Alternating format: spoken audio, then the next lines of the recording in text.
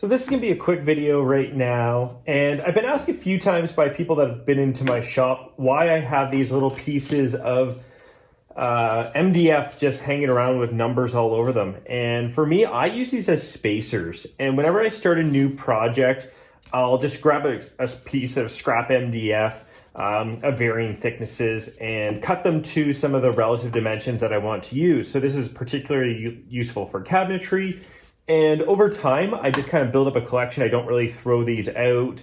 And for me, it's always about using two different sides for different things. So in this case, for the project that I'll show you in just a moment, I actually did want to use the 7 1/4. I just so happened to have, I think it was like 10.5 inches. So I just cut it down to 10 inches, which I'm not using on this project, but I may use it on another project in the future. So I can just basically use as a 10-inch spacer, or this as a 7 1/4.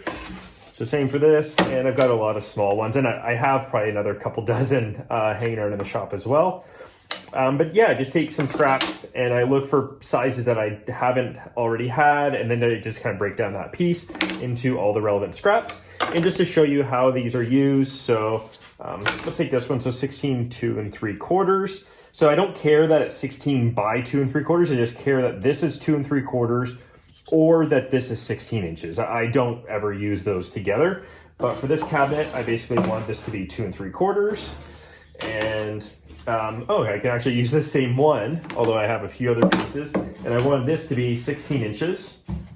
So I could use the spacer, put the board down, put my pocket holes in, and it worked really well. And same for 7 1/4, and this might not be shown in the video, but basically the gap up there was 7 3/4. So yeah, and that's kind of in its simplest form. That's what the spacers are for. Yeah, so thanks for watching, and see you in another video soon.